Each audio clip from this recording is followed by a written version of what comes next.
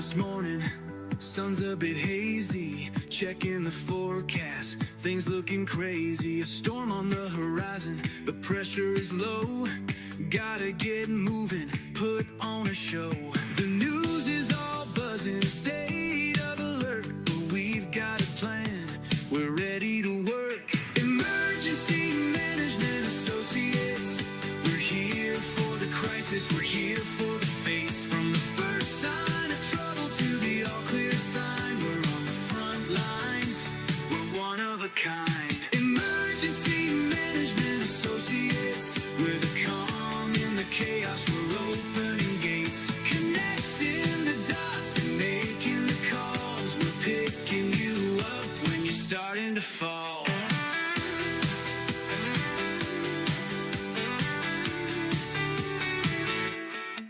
See a little fire or a rising flood, we're a well-oiled machine, we're running in the mud. From the city hall meetings to the rescue teams, turning worst case scenarios into hopeful dreams. We're training the people, we're stocking the gear, we're the team you can count on when trouble is near. Emergency Management Associates, we're here for the crisis, we're here for the fates. From the first sign of trouble to the all clear sign, we're on the front lines, we're one of a kind. Emergency Management Associates, we're the calm in the chaos, we're opening gates, connecting the dots and making the calls. We're picking you up when you're starting to fall.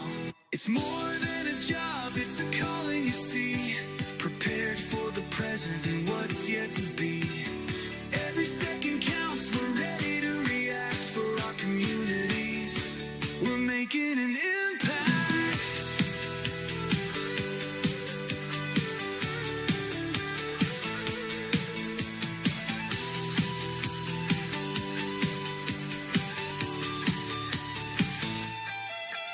Emergency Management Associates, we're here for the crisis, we're here for the fates. From the first sign of trouble to the all clear sign, we're on the front lines, we're one of a kind. Emergency Management Associates, we're the calm in the chaos, we're opening gates, connecting the dots and making the calls. We're picking you up when you're starting to fall. Yeah, we're picking you up, we're ready to go.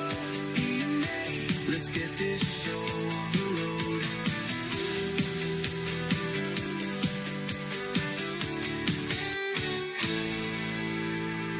Emergency Management Associates. Let's get this show on the road, guys. Let's do it to it, guys. It's fun to be here with you tonight. It really is. It's been a pleasure to be with you. I appreciate each one of you being here with us tonight. It's going to be a great night, I promise you. Okay? We haven't talked specifically about food storage for a very long time. We've talked about emergency preparedness. We've talked about putting together a plan. We've talked about emergency preparedness kits. But tonight specifically, we're going to be talking about food storage, what you need to pack into your food kit, okay?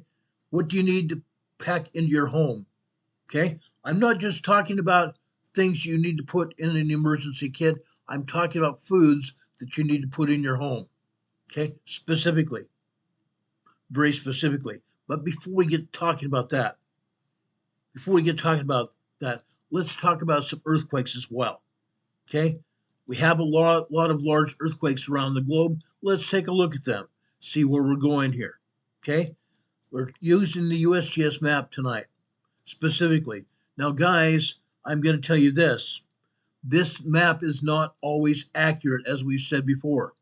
It's not always accurate at all, okay? USGS leaves out a lot of earthquakes.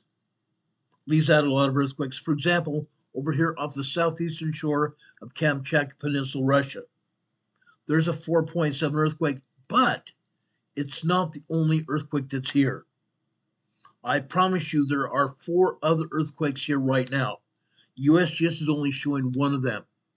This is a 4.7 moderate earthquake, 138 miles east-southeast of Petropavlovsk, Russia. It's only 6.2 miles deep, 10 kilometers deep. Let's go further south. Let's go over here in Japan. Off the coast of Hokkaido, Japan, right here. Okay, we had an earthquake here yesterday. We have another one here today. This one is a lot stronger than yesterday's quake. Yesterday's quake was a 5.0. This is very much stronger than a 5.0. This is a very large 5.8 earthquake. This earthquake is 32 miles offshore. 32 miles offshore, about 65 kilometers east of Namuro, Japan. Again, this is the second earthquake that we've had here, and this is by far the strongest in the last couple of days. Yesterday we had a large 5.0. Now we have a very large 5.8. Okay? Now, as I showed you yesterday, let's zoom in here. I want to show you what's here. Okay? I want to show you what's here. Let me take down my webcam so it doesn't interfere with what we're talking about. If we need to use a webcam, we'll bring it back. Okay? Let's look at what we have here. Okay? 5.8, very large earthquake off the coast of Japan. There is life there along the coastline. There's some cities here, guys. There's some cities here. People live here. People live here. All up and down the coastline here. Let's go further south here. There's cities here, towns. People live here. Okay? This earthquake, though it was along the cliff line and the shoreline there in Hokkaido, Japan, there are people who live here. For example, right here. They may have felt this earthquake. They may have felt this earthquake. It's only 22 miles offshore. Very large earthquake can cause damage, a lot of damage. A lot of damage. This earthquake happened at 12:40 p.m. Eastern Time today. Our time. Our time. This is probably in the middle of the night in Japan. Okay? How would you like to get woken up by a midnight earthquake as strong as this is? Okay? 22 miles offshore line. That's a big deal. It's not the only earthquake here. Let's go further south here. Over here off of Honshu, Japan here, this is the large 5.1 earthquake. Large 5.1 earthquake. This is off of Tomioka, Japan. Tomioka, Japan. 5.1 earthquake, 56 miles east of Tomioka, Japan. This is also 25 and a half miles deep. 25 and a half miles deep. Further south here, okay, this is offshore of Inaba, Japan. 4.5 moderate earthquake here. Look where it's at. It's onshore. Onshore. Guess what? People live here. For the most part, this is a very urbanized place. Yes, there was shaking. A moderate earthquake can do moderate damage here. Okay? This earthquake hit last night or early this morning Eastern Time at 2:47 p.m. a.m. 2:47 a.m. this morning Eastern Time. Okay? An urbanized area, guys. People felt this quake heavily. Moderate earthquakes can knock pictures off of walls. They can knock books and knickknacks off of shelves. They can rattle dishes and plates and glasses and cupboards. Those glasses and plates and stuff are not secured in the cupboard by a childproof latch on the cupboard door. Then these glasses, plates, and dishes can come flying out of the cupboard. Bad news. Bad news. Glasses and plates and dishes can fly off its shelves as well.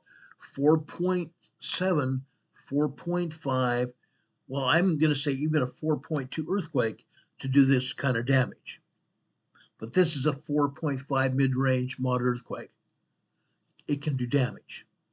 It can't kill anybody necessarily, but it could injure them by flying objects. Flying objects here. This one is on shoreline, on shore here. Okay, notice the bay here. We've had many earthquakes in this area. We've had upwards of 6.2 earthquakes right here along this harbor area. I've covered these earthquakes before. Now, because this is a 4.5 earthquake further north here, doesn't mean there won't be an earthquake in the harbor area. It's very possible we might have another earthquake very soon. 4.5 earthquake here in the urbanized area near Tokyo, Japan. Okay, let's go further south. Okay, notice where these earthquakes are located. All three of these earthquakes are on the fault line. On the fault line coming out of Mariana Islands here, also going down into Indonesia. This is the largest subduction zone in the world. Largest subduction zone in the world, and it's not the only earthquakes that have hit. It's not the only earthquakes that have hit. Okay? Largest subduction area in the world, literally. Literally. What do I mean by subduction? Let me put up our webcam here and let's talk about subduction. Okay? We have 7 different tectonic plates in play here. 7 different tectonic plates, earthly plates. Plates on the move, they've always been on the move through the history of our Earth.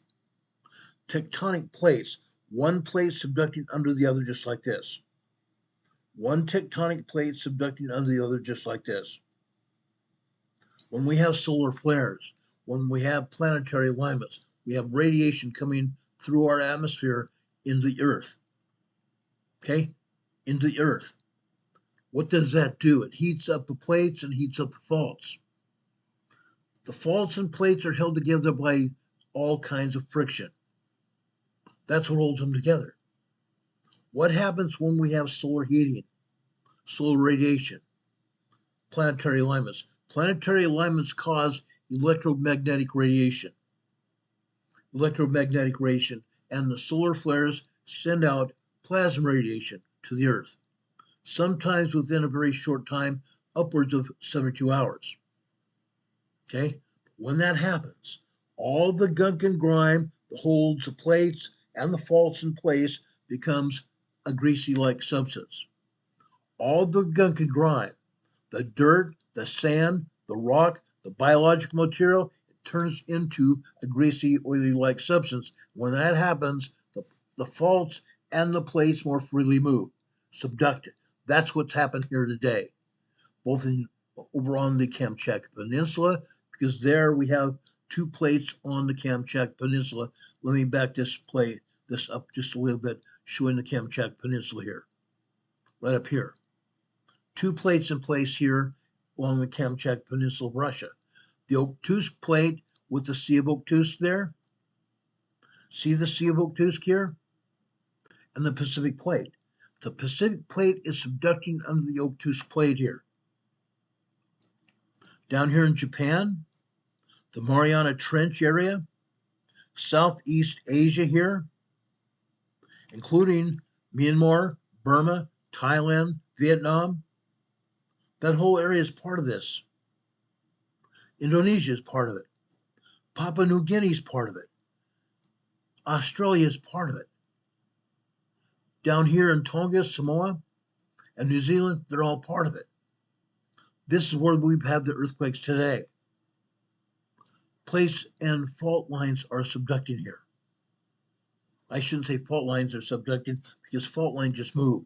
There are tectonic plates where there's subduction going on, and the plates themselves are moving like either vertically or horizontally like this, okay, causing earthquakes. That's what we're seeing here. That's exactly what we're seeing here.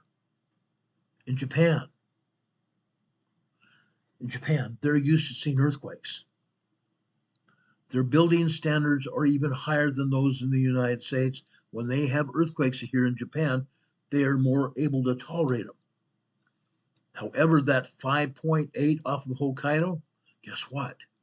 There's going to be some damage. There's going to be some possibly injured, and also some people have become unalived because of that quake. Even though it was offshore, it's close enough to cause some major damage. Large earthquakes can cause major damage.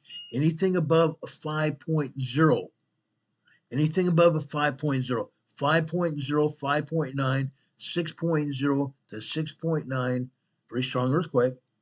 7.0 and larger are very major earthquakes. All of these earthquakes can do a lot of damage. A lot of damage. That's what I believe happened here in Japan today. Okay? Going down here. Okay? Over to Hong Kong. Okay? Right here. Over Hong Kong. Just offshore here. We had an earthquake. Had an earthquake here. Up Taiwan, not Hong Kong, but Taiwan. Okay? This was a 4.4 moderate quake. This is 41 miles northeast of Hufan, Taiwan. Now, I don't believe anybody felt this on shore because this was offshore. In the waters of the Pacific Ocean, no, I shouldn't even say Pacific Ocean, the waters of the Chinese Sea here, Sea of China here, absorbed the shockwaves of this quake. Okay? Let's go further south and east here. Okay? I'm going over here to Mindanao, Philippines. This is the largest island in the southern Philippines here. Okay, way offshore here to the east of Mindanao, Philippines, on here down the south end, is another 4.7 earthquake. This is 75 miles southeast of Point Agatan, Philippines. Point Agatan, Philippines. This is far enough offshore that nobody felt it, and it was only a 4.7 moderate quake. The waters of the Pacific Ocean absorbed the shockwaves of this quake. Over here to the north, look where it's at. Literally right alongside the shoreline, 11 miles east of Santa Maria, Philippines. This was a large 5.0 earthquake. Let's zoom in here and take a look at it. Okay, look at this. There are some towns here. They felt this earthquake. They felt this earthquake, guys. It was close enough to maybe cause some damage and people get shook up. Very badly shaken up. This is also a very shallow quake, 39 miles deep. 39 miles deep here. Okay. We talked about this one down to the south. This is 74 miles offshore. 4.7 moderate quake. Nobody felt this earthquake either, I don't believe. But look where it's at. It's on the edge of the plate here. This is on the edge of the plate. Okay. Over here in the Southern Mariana Trench. This is a 5.1 earthquake. Large 5.1 earthquake. Let's zoom in and take a look at it. This is south of Guam. Southeast of Marizo Village, Guam. Guam is a United States territory island here in the South Pacific. Nobody felt this earthquake either. This is 75 miles southwest of Marizo, Guam. The Pacific Ocean waters have absorbed the shockwaves of this quake as well. Okay, that's that. Let's go over here into Indonesia. Again, USGS is only showing one earthquake here in Indonesia. That's false. 26 earthquakes here in Indonesia today. This is another 5.1 earthquake. Another large 5.1 earthquake. Southeast Java area. 5.1 large earthquake, 48 miles northwest of Pantai Makassar, Timor, Indonesia. Okay, look where it's at. Offshore from this island here. Now, I am not really acquainted with any of these islands here in the Philippines. Well, I'm acquainted with Mindanao, Philippines, and Luzon to the north, but I'm not acquainted with all the other smaller islands in the Philippines. I'm very much not acquainted with all the islands here in Indonesia. Some of the islands here in Indonesia are occupied by people, others are not. But this is still offshore here. This is very much still offshore. But this earthquake has been pinpointed by USGS to be west-northwest, Pantai Makassar, Timor, Indonesia. That's down here.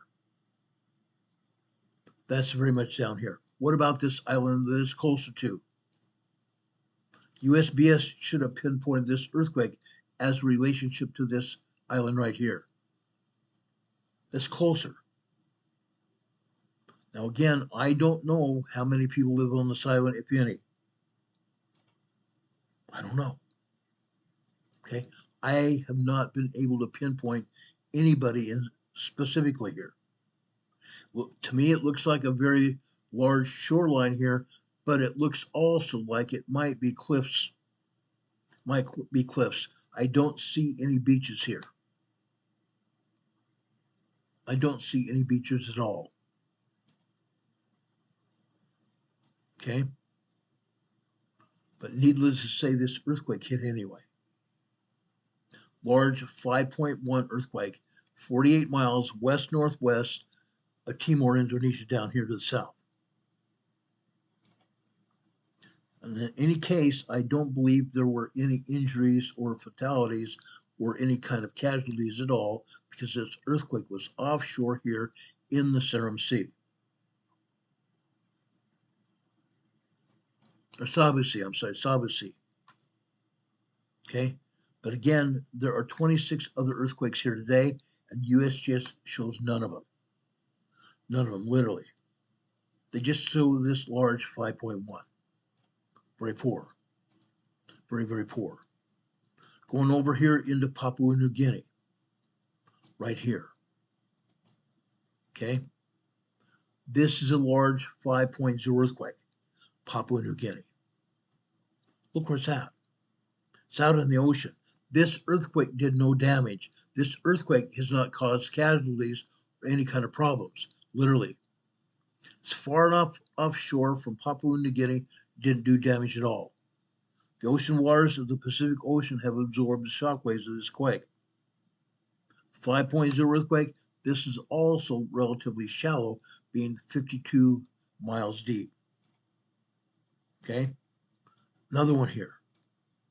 These two earthquakes are more concerning. This is a 4.5 earthquake. Why is this concerning? 4.5 moderate earthquake here. Why is it concerning? It's big time concerning because this is a deep earthquake. This is a deep earthquake. This is approximately 575 kilometers deep. That's deep. Now we have to add a 1.4 to this magnitude. From the depth to magnitude conversion chart I showed you the other day, we added a 1.4 to this earthquake magnitude to come up with what it's going to do. This earthquake is going to birth or, what do they call it? Populate. Yeah, it's going to populate another earthquake, much larger, shallower quake. This earthquake is going to cause a much larger, shallower quake to the tune of a 5.9 to 6.0 earthquake within the next 3 to 10 days.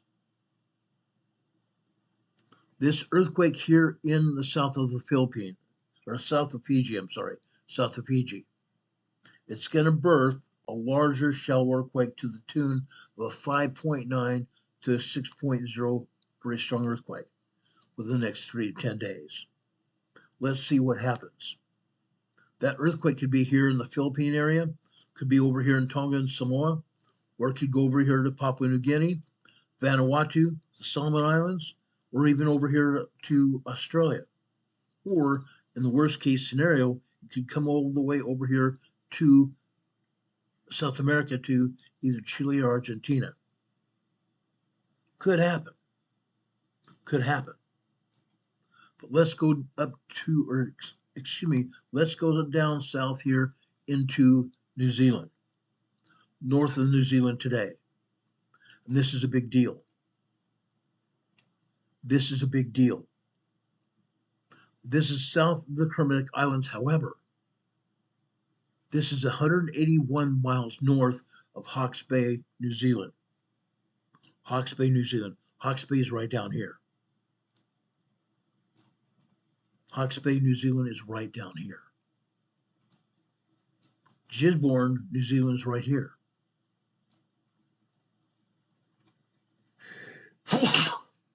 I do not know why the USGS has put this earthquake north of Hawke's Bay.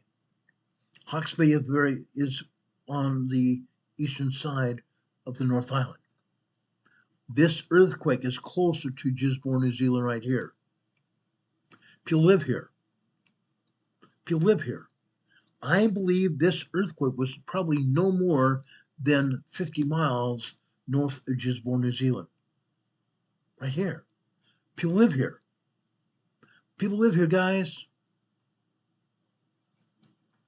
People live all over this area. They may have felt some part of this quake. However, because this was a 5.0 offshore, the majority of the seismic energy was absorbed by the Pacific Ocean. But this is the largest earthquake coming close to the North Island of New Zealand in some time. New Zealand came away lucky this time. New Zealand came away lucky this time. There are earthquakes here in New Zealand. I believe there are 32 earthquakes last time I looked earlier today. 32 earthquakes here in New Zealand. And again, USGS never ever shows us earthquakes here unless they desire it. There have been 4.5 earthquakes here in New Zealand that USGS has not shown us. Yeah, moderate earthquakes USGS has not shown us. I pointed them out on my other device. But again, USGS is not showing us anything here in New Zealand today. Unreal. Going over here into South America. This is another case where I grind my teeth over. I grind my teeth over this. They're showing us one earthquake here. One earthquake here, over here at the border region of Chile and Argentina. This is a 4.6 moderate earthquake here. There are 32 earthquakes here in South America. 32 earthquakes here in South America. 14 of them are over here in central Chile. Central Chile and Argentina here. 4.6 earthquake here is in the Andes Mountains here. It's in the foothills of the Andes Mountains here. Argentina. Yes, this may have done some moderate damage here. May have done some moderate damage. Yes, I believe some people might even live here. Look at that. There's a city right close to this earthquake. Right close to this earthquake. This may have done some damage over here in Argentina. But fortunately for this, it's only a moderate earthquake. Only a moderate earthquake. It did not do any catastrophic damage here in Argentina or Chile. But there are more earthquakes than they're saying here. Going up here in northern Chile, there are another probably, I want to say 7 or 8 earthquakes here. More earthquakes here. Why are they not showing them? All these earthquakes in central Chile, Argentina, and northern Chile, Argentina, Bolivia area, they are 3.2 to 4.5 earthquakes. Those earthquakes can be felt, and moderate earthquakes can cause moderate damage. Not catastrophic, but moderate damage. Why are they not showing them? Inquiring minds want to know. There are earthquakes here in Peru. There are earthquakes here in Ecuador here. There are earthquakes here in Colombia. We have earthquakes here in Central America. Nobody's shown them. I believe we have 12 earthquakes here in Central America. We have 42 earthquakes here in southern Mexico. 42. Ranging in size from 2.8 all the way up to 4.8 moderate earthquakes. 42 earthquakes. Why are they not shown? Some of these earthquakes have done moderate damage here in southern Mexico. Some of the people here in southern Mexico don't have that much money. Yes, people in Mexico City, they have some money. People in the outlying section of Mexico City don't. Other areas and cities here in Mexico don't. Okay, moderate earthquakes cause moderate damage. Yes, over here. Let's talk about over here along the East Coast. Right here, for example. This earthquake is just 18 miles west of where I am at. 18 miles west of Morganton, North Carolina. This is in a town called Marion. Marion has a population of about 10,000 people. This is a minor 2.1. Nobody felt this earthquake. Nobody felt this earthquake at all. Look where it's at. So again, just like Morganton, Marion is in a area here of the Blue Ridge Mountains. Blue Ridge Mountains are the Eastern Continental Divide here in the U.S. This is in the foothills of the Eastern Continental Divide. Okay, this is a 2.1 minor earthquake. It's also 2.1 miles deep. 2.1 miles deep. 5.2 kilometers deep. Over here, this is Tennessee. This is also a 2.2 earthquake here in the Blue Ridge Mountains of Tennessee. It's on the Continental Divide. On the Continental Divide. A 2.2 mile or 2.2 minor moderate earth smoke. 2.2 minor earthquake on the Continental Divide. 6 miles west-northwest of Philadelphia, Tennessee. Philadelphia, Tennessee. Now, I've never been there. I might have driven past it on my way here, but this is out here in the Blue Ridge Mountains here. No, it did not do any damage. Minor earthquakes don't do any damage, and most people can't even feel them. Most people can't even feel them. But I wanted to point this out because these are on the Eastern Continental Divide. We have earthquakes here. We have earthquakes here. About 2 years ago, we had a 4.5 earthquake just over here in Morganton. Just about 3 miles west of where I'm at in Morganton, North Carolina. They happen. They're going to continue to happen. They are going to continue to happen. Now, we had a 5.1 earthquake in August, on August 8, 2000. August 8, 2000. Was over here about an hour and 40 minutes northwest of where I'm at, in Sparta, North Carolina. Sparta, North Carolina. The town in Sparta is about 8,000 people. Great people. Great people. I saw a lot of them there. Wonderful people. It did damage there. A 5.1 earthquake can do a lot of damage. It did. It knocked buildings off of foundations. It caused a lot of damage. Only 2 homes were made uninhabitable. 2 homes were made uninhabitable. The town of Sparta got by very lucky. Got by very lucky. I've shown you pictures earlier this year of when that earthquake hit, the anniversary of the quake. We are expecting another large earthquake here very soon. That's why I'm harping on this. I'm harping on this because we have a lot of family here. We have friends here, EMA family and friends. If you are here in this area, you need to start preparing. This is Preparedness Friday. This is Preparedness Friday. That's why we have these discussions on Friday. Yes, there are earthquakes in Oklahoma. There are earthquakes in Texas. Oil and fracking quakes. Oil and fracking quakes. Most of these earthquakes are tremors, 1.0 to 1.9. We even have some 2.2, 2.3 minor quakes that have not been felt here. But there still is a possibility for more large earthquakes in this area. Those of you that have friends, or maybe you even live here, you have family here, you need to prepare. You need to prepare now. We're going to be talking about that in just a second.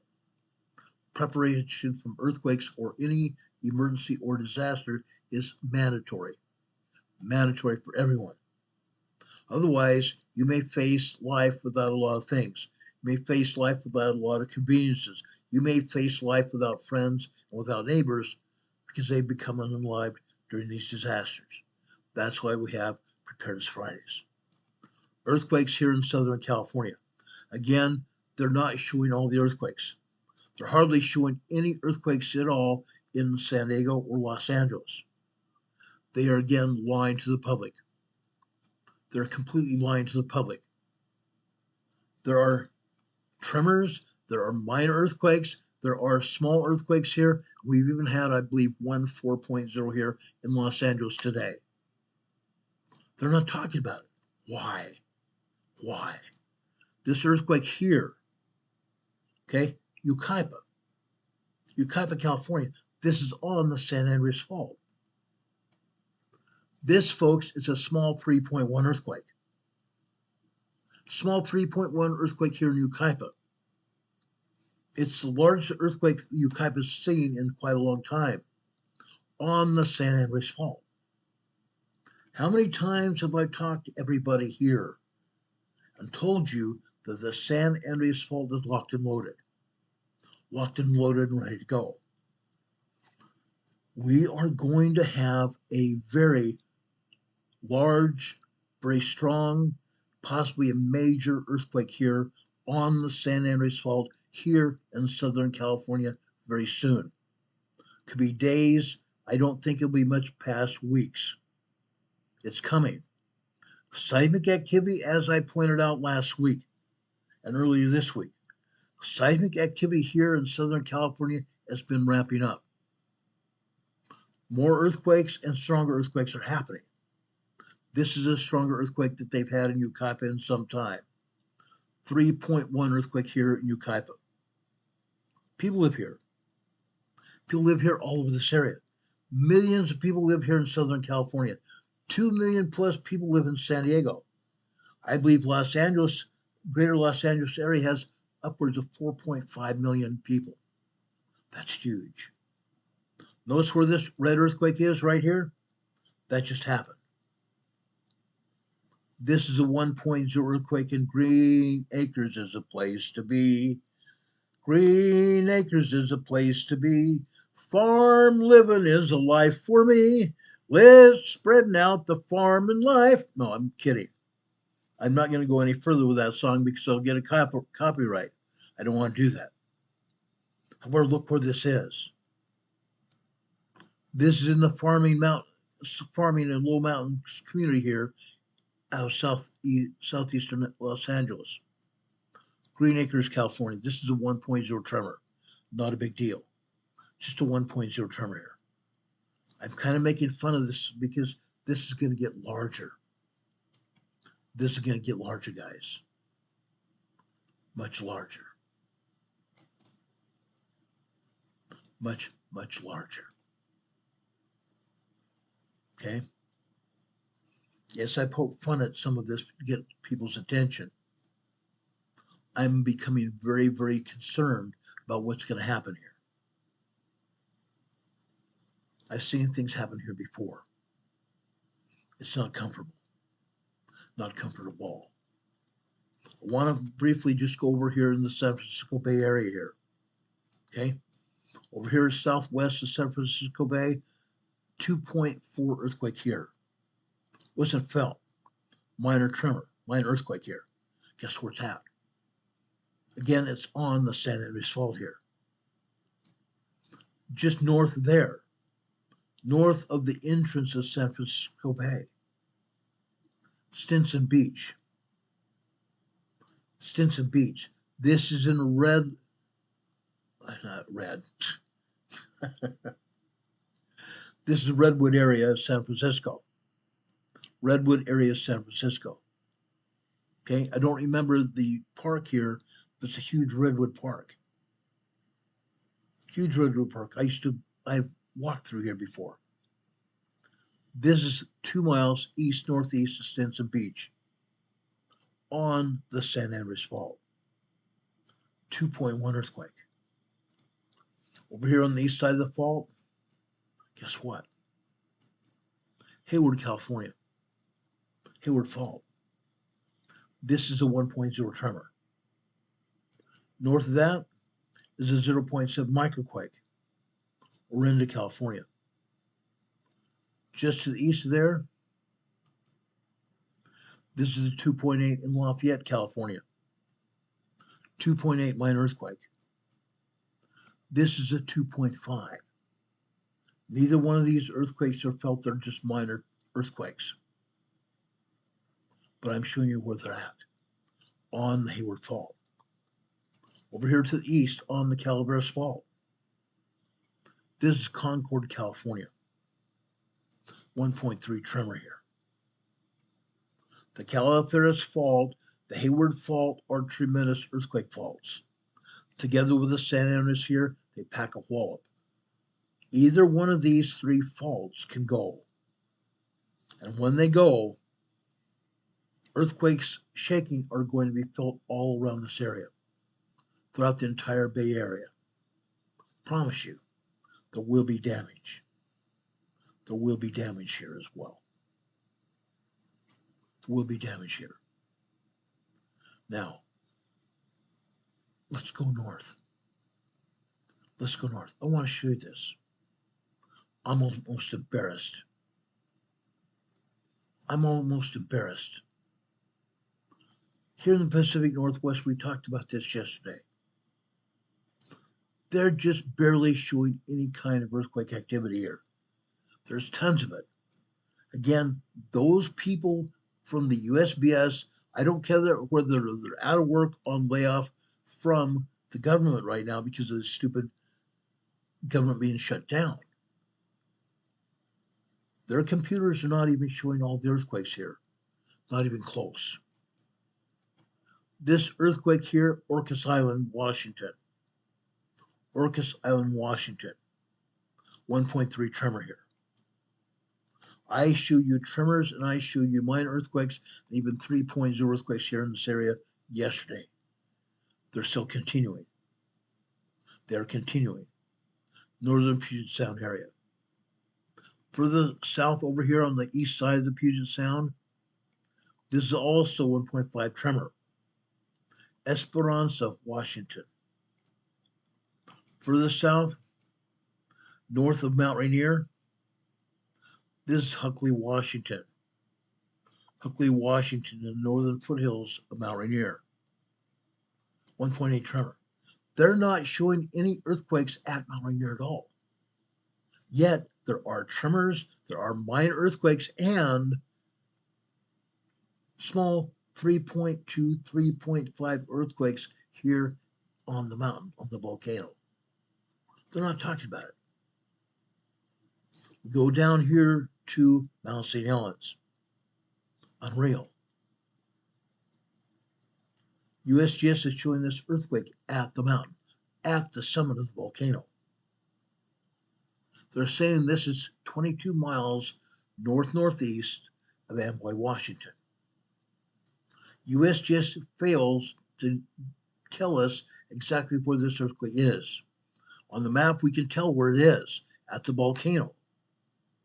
But again, the USGS is not describing where this earthquake is. That's foul. Omission is a lie. Omitting information is a lie. USGS have been doing this for years. failing to identify where the earthquake is. They do it all the time in Alaska. They do it all the time around the United States. This is a lie.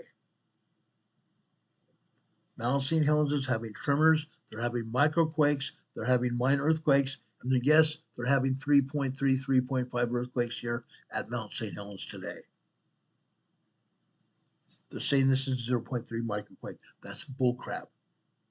There are probably 100 or more microquakes here at Mount St. Helens today. They identify one lousy quake. Foul. They're not showing anything else in Oregon or Washington. Again, I tell you these things are happening because I show them every time I can. Yes, there are earthquakes here all over this area. Just because they fail to do it doesn't mean they're not here. Again, we need to prepare. Yes, we have EMA family members here in Oregon, Washington, and over in Vancouver Island and British Columbia, Canada. All of you need to prepare for what's going to happen here. There's going to be some major earthquake activity. I promise you that. Alaska's the same way. Alaska's the very same way. All of you in and around Alaska need to prepare for a much larger earthquake. This earthquake here near Skeetna, Alaska, guess what? This earthquake is just north of Mount Redoubt. This is a 4.6 moderate quake. 4.6 moderate quake. 9 miles southeast of Skeetna. It's northeast of Skeetna. Another earthquake here just happened. This is 1.2 near Tynek, Alaska. Southeast of Mount Redoubt. Southeast of Mount Redoubt. Over here. Possession, Alaska. 2.5 minor earthquake here. We go south.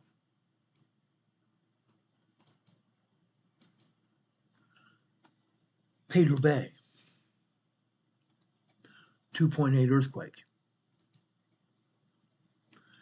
Minus 0.8. Interesting. Minus 0.8. This is 0.6 of a mile deep. It's far from being above sea level. This earthquake in the Cook Inlet, underwater, 1.6 tremor here, near Anchor Point, Alaska. This earthquake down here, this is 17 miles east-southeast of Pedro Bay, Alaska. Interesting. 2.2 earthquake. Further south here, also in the Cook Inlet, this is west of Kodiak Island. This is a 3.0 earthquake near Aveyah, Alaska. Aveyah, Alaska. 3.0 small quake. One more earthquake that just happened here. This is 1.8 tremor here. Guess what? This is over on a lake. Under a lake here, water. 1.8 tremor here. This earthquake right here. This earthquake right here. This is south of old Ililama volcano. South over on the southern foothills of old Ililama volcano here. They say this is a 0.0 surface quake. Really? This is 1 mile deep. This is not a surface quake at all. It's 1 mile deep south of old Ililama volcano here. Incredible. Does anybody have any questions about earthquakes worldwide? We have a lot of them. We have a lot of earthquakes. Down here in the South Atlantic, okay, South Sandwich Islands, a 5.1 earthquake. 5.1 large earthquake. Nobody lives in the South Sandwich Islands at all. The only animals that are here are penguins and seabirds. Nobody lives here. These islands are covered by literally glaciers all year long in the South Atlantic. 5.1 large earthquake here. There are earthquakes all over Europe. All over Europe. Going over here into China. Let me show you this. This is a 5.1 or 4.5 earthquake here. 4.5 earthquake. Guess what? This is 10 kilometers deep. 6.2 miles deep, 10 kilometers deep. Southwest of there, Afghanistan. More earthquakes in Afghanistan. They're only showing one earthquake here. I believe there are actually 5 aftershocks. 5 aftershocks from a 6.1 earthquake that was a shell quake here 2 months ago. One more aftershock here. People got killed from the 6.1. People who are still living here are upset every time one of these earthquakes hits. 4.0 to 4.9 earthquakes can cause water damage. They had their towns and villages annihilated by the 6.1. Their buildings made out of dirt and mud collapsed. They had friends, neighbors, and loved ones killed. The area is still rocking. Going over here, Italy. Why is this earthquake hitting Italy? Again, they're not showing all the earthquakes here at all. They're not showing any of the earthquakes here but this. 18 earthquakes here, and they show us one. Again, this is a 4.0 moderate quake. A 4.0 moderate earthquake. Why? Why did it happen? What's going on here? Can anybody tell me why we have earthquakes here? Why do we have earthquakes?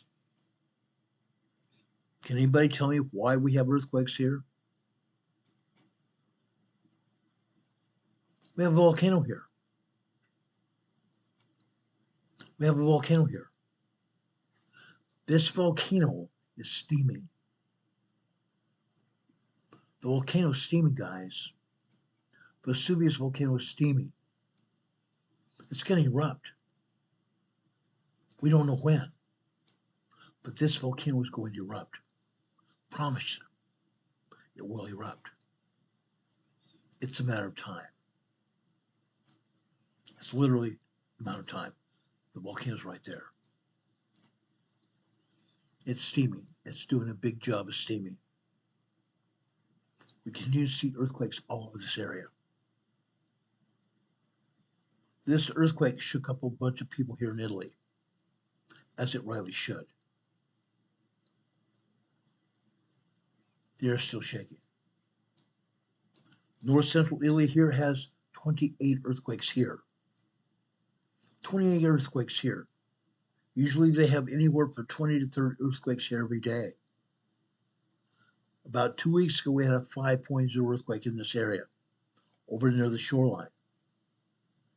When we have swarms of earthquakes, that usually means we're going to have another large earthquake here shortly. Yes, I still believe that's possible. It's very possible. All over Europe here, literally all over Europe, we have earthquakes. And USGS is not showing hardly any of them. Relatively none. Earthquakes all over the area. Yes, I'm disappointed. I'm very disappointed. Now, does anybody have any questions about the earthquakes we talked about or any other things going on? Linda comes in and says heating up. Yes. Earthquakes are heating up. Seismic energy is getting larger. We're having more earthquakes all around the world. Things are happening. They're going to continue to happen all over the world. Now, why am I talking about it? Again, this is Emergency Preparedness Friday. I want everybody to be prepared. More than anything, you need to be prepared. Why? Because if you don't, when it comes to an emergency in your life, and yes, it could be unemployment. Maybe you become unemployed. What are you going to do? If you have some food storage, guys, you'll be able to get by for at least a while. The more food and other things you have stored for a rainy day are going to help you when an emergency happens. Whether it be an earthquake, whether it be unemployment, whether it be you and your family are left homeless, you've got some food to rely on. You've got their clothing, you've got coats and jackets and other supplies. If there was an explosion, what would you do? If there was heavy rains and flooding, what would you do? How about a tornado? How about a hurricane? How about very bad winter storms are coming? I promise you they're coming. The mountains of the Sierras have already been snowed on. The Wasatch Mountains in Utah have had snow. Montana's had snow. We're going to get a lot more snow. I promise you this week we'll get more snow. Be prepared. Be prepared. Let's talk specifically about preparedness now. Let's talk about preparedness. Okay? In a few minutes, we're going to be talking about water. You can't go much more than 3 days without water. What do you need to have?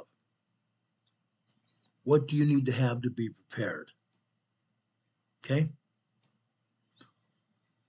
The food storage recommendations I'm giving you today come from a wide variety of sources, including the Church of Jesus Christ of Latter-day Saints food storage recommendations.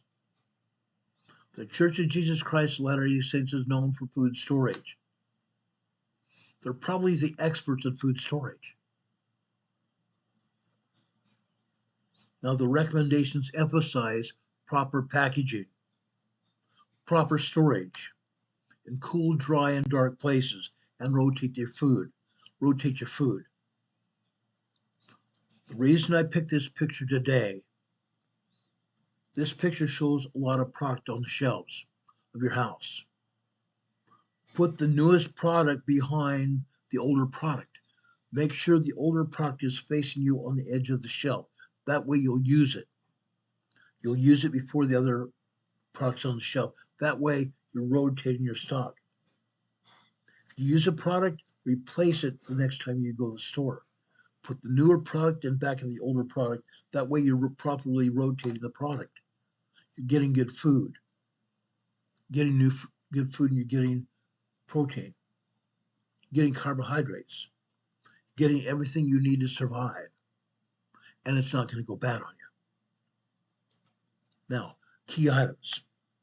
Key items here. What do I talk about when it comes to key items? Long-term staples such as grains, wheat and rice. Okay? Legumes, peas and beans and such. Powdered milk, guys. Supplemented by a short-term supply of everyday foods. Stored food and water should be protected from light. Stored food and water should be protected from light. Why? Because light can make sure that your foods go bad. Light can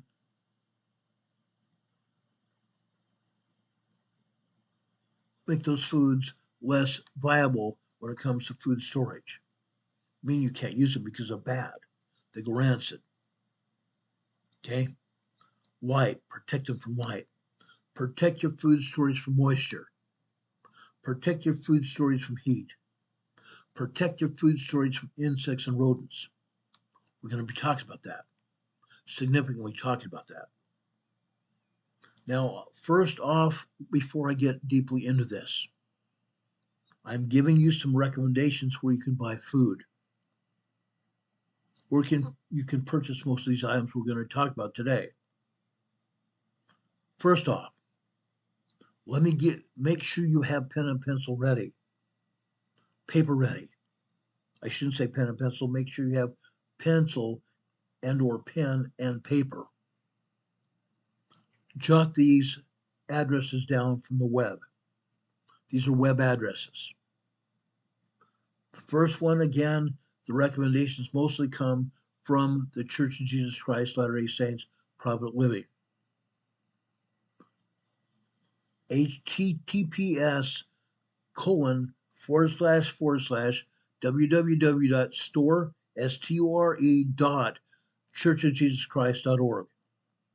churchofjesuschrist.org/new category/food-storage. Then some numbers: 563-573-71-60355.c. Okay, store.churchofjesuschrist.org/new category/food-storage/563-71-60355.c. Second one, emergency essentials. Emergency essentials. TheReadyStore.com. TheReadyStore.com. The third one is Walmart.com. Water. Water storage.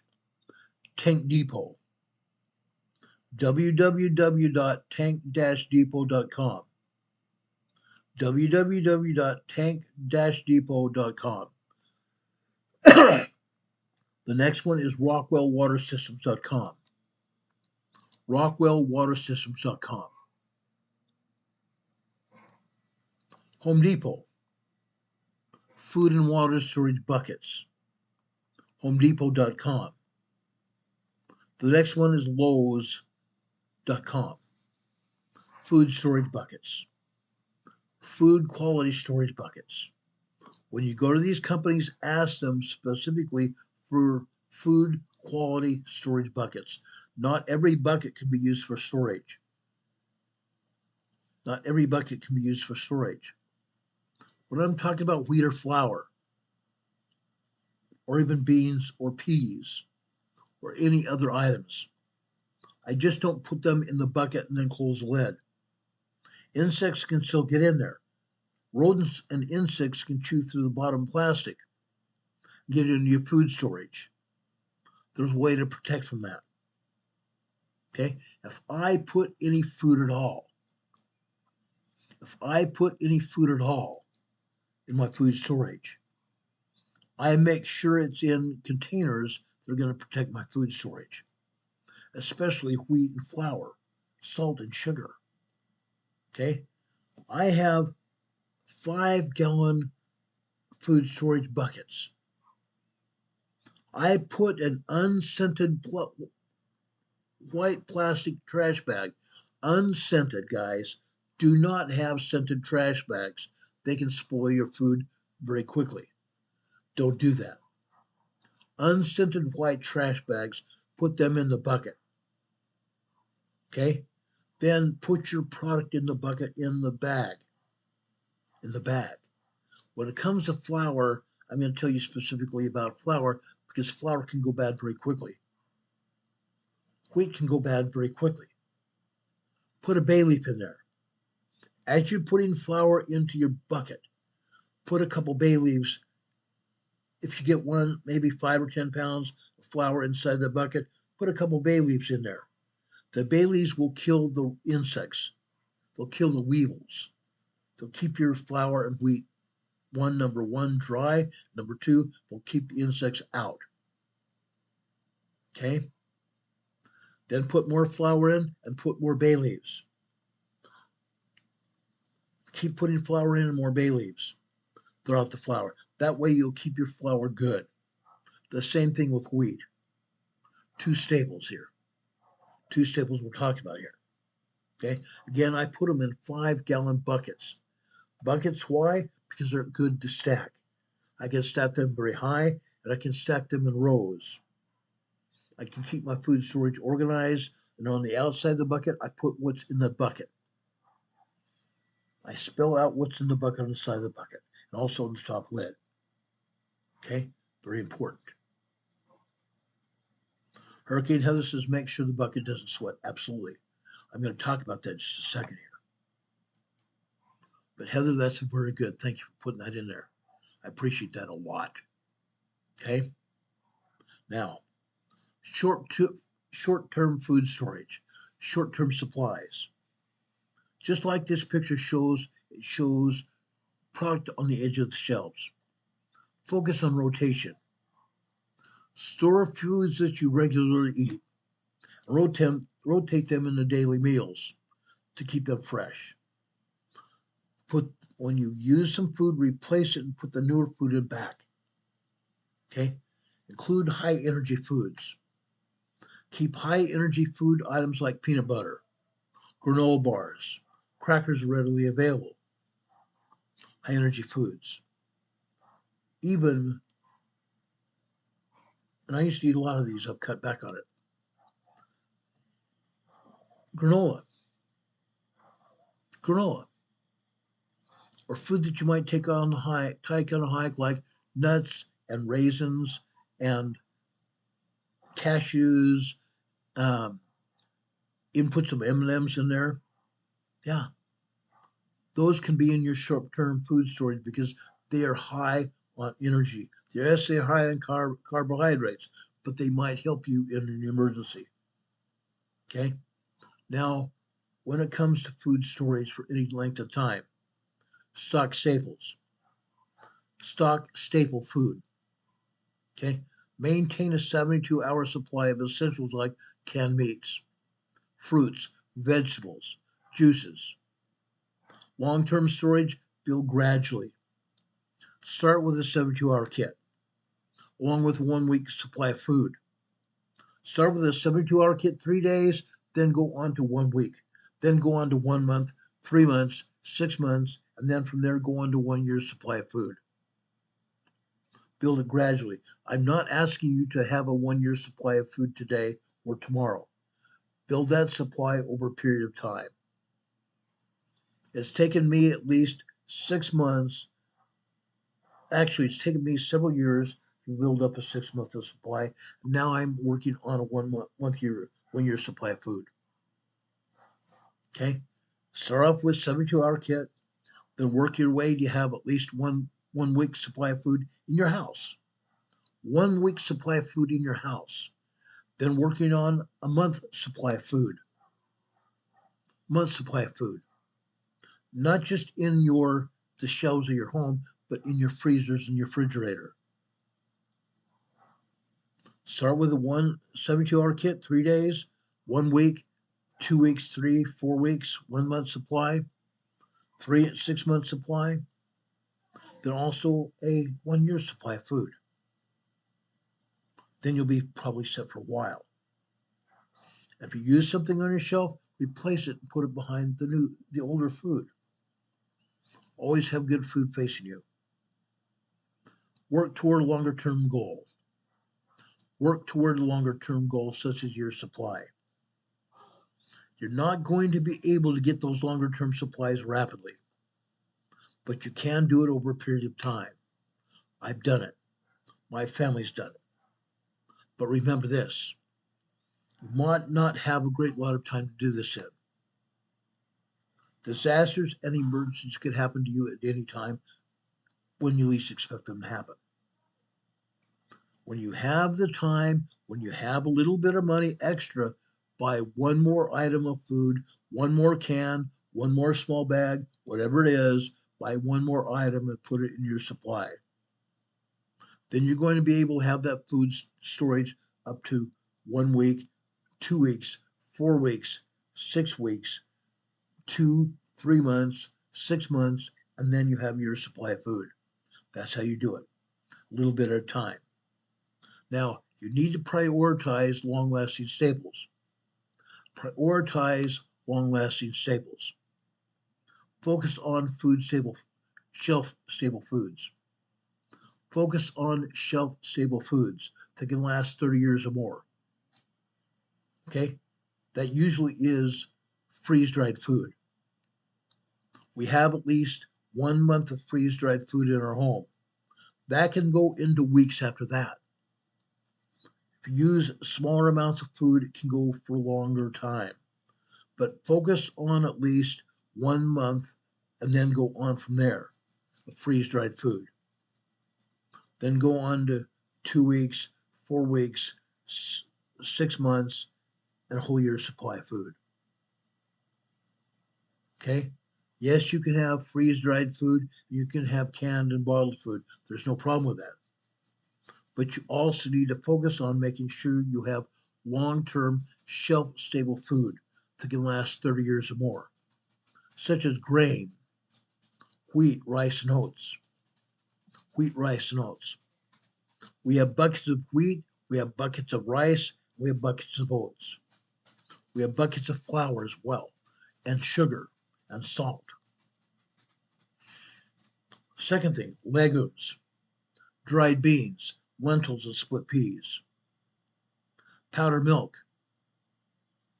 Powdered milk, you can buy anywhere from 2 to 4 to 5 pounds of powdered milk.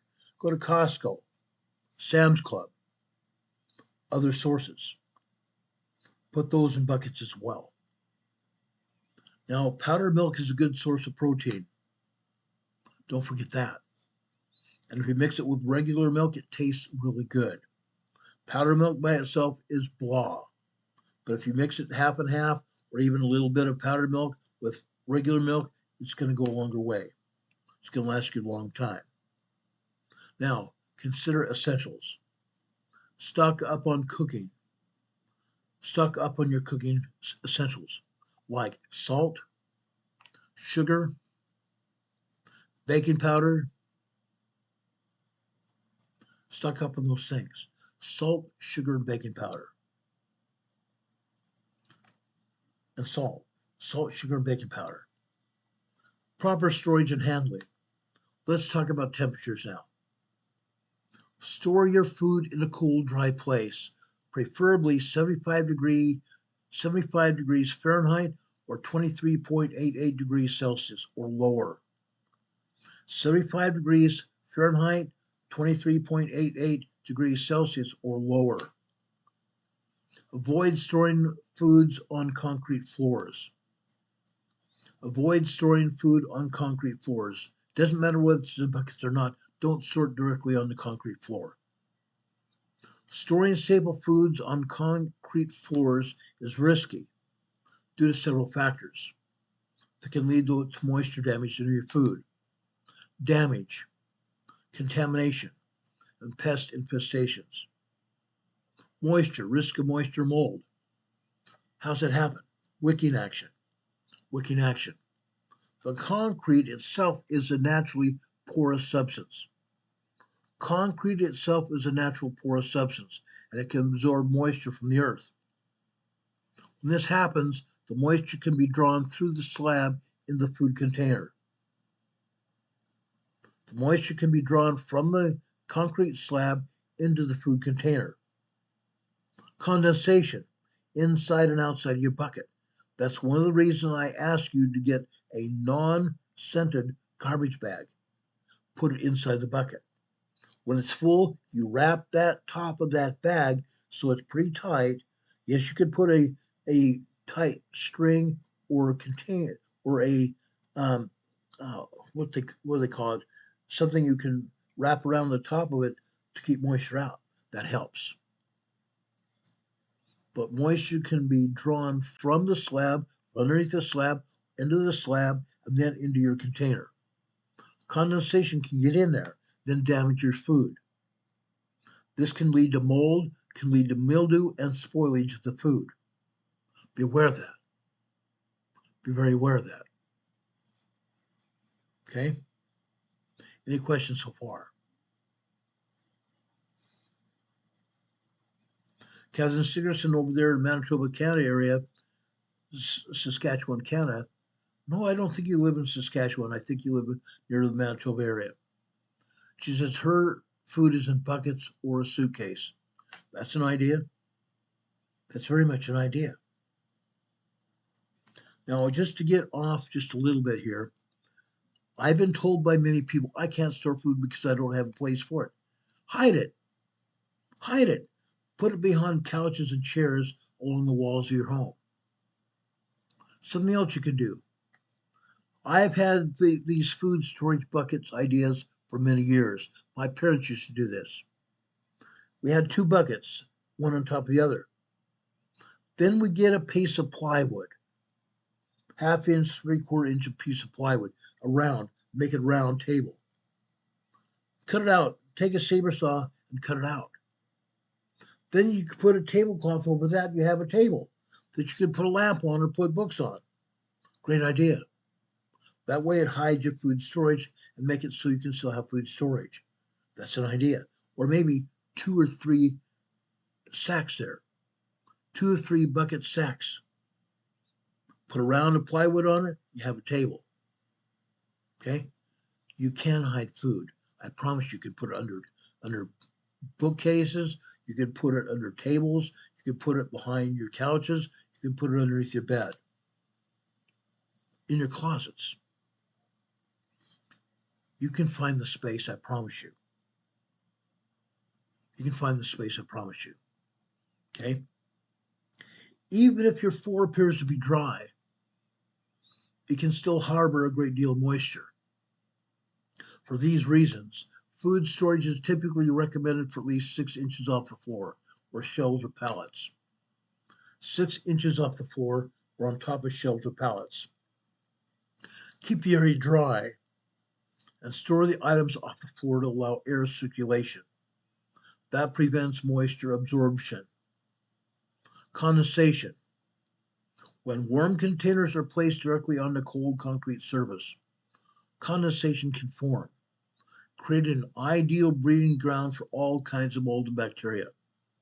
It also can promote insect infestation. Containers and damage. Containers and can damage. Canned foods, canned goods.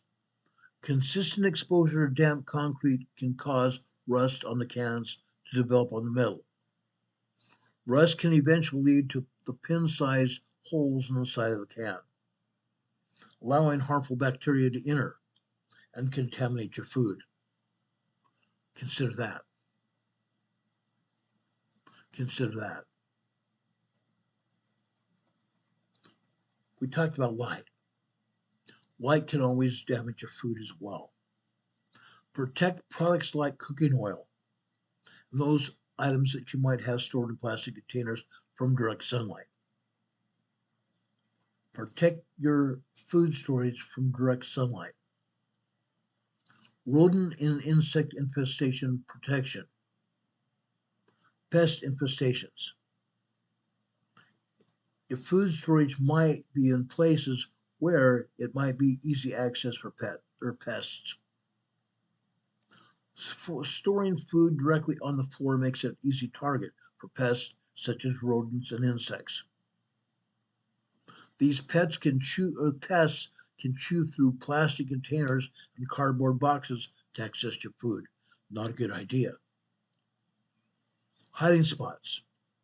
Containers on the floor, especially when pushed up against a wall, can create dark, sheltered hiding places for pests. Yeah, I've seen that happen in my own home. Elevating the food off the floor makes it more difficult for pests to reach and easier to spot evidence of their presence. That way you can address the pest infestation very quickly. Store items in airtight containers. Store your items in airtight containers and protect them from pests. Again, I put bay leaves in my flour and my wheat, for example, to prevent mold, to prevent mildew, and prevent weevils from getting into my supply of food. Just a hint. Container integrity. Ensure containers are airtight and sturdy to prevent food spoilage and pest infestation. Make sure your containers are airtight and sturdy to prevent spoilage or pest infestation. Let's talk about water. Let's talk about water for a few minutes. Okay? Let me bring up some pictures here for you to see.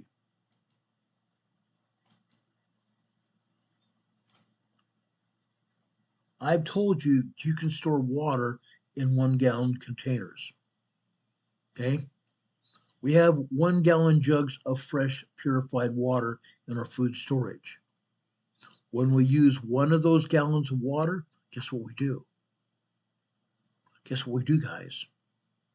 We replace that gallon of water with what? Tap water. Use tap water because you can use that tap water later to flush toilets or even to clean with. You don't have to drink it. Drink your stored purified water. Then, once that jug is empty, replace fresh tap water in it that can be used for washing or used to flush toilets. Okay, that way your fresh water to be used for cooking or drinking is fresh and clean. Okay, now I have 5-gallon water jugs such as this. I have 5-gallon water jugs like this.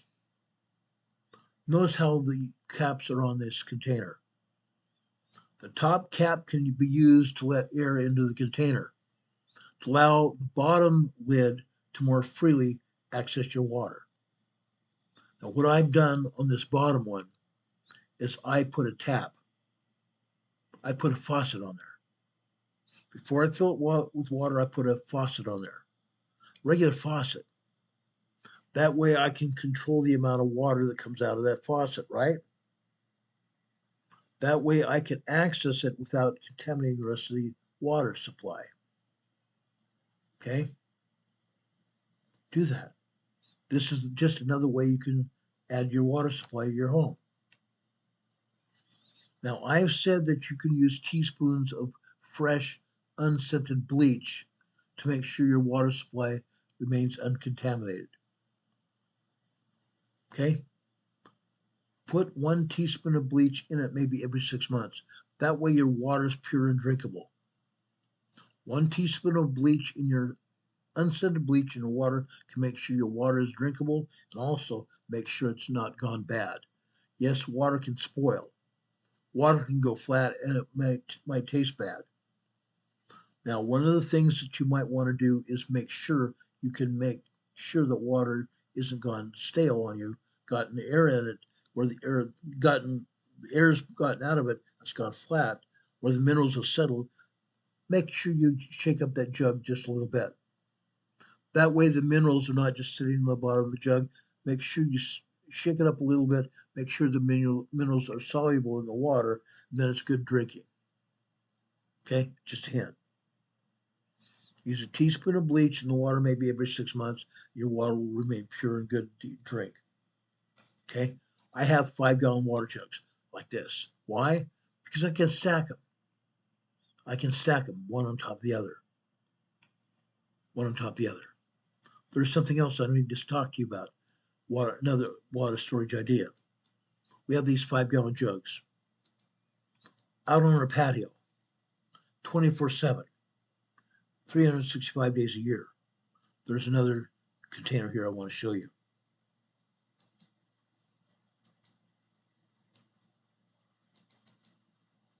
These 55-gallon water containers like this.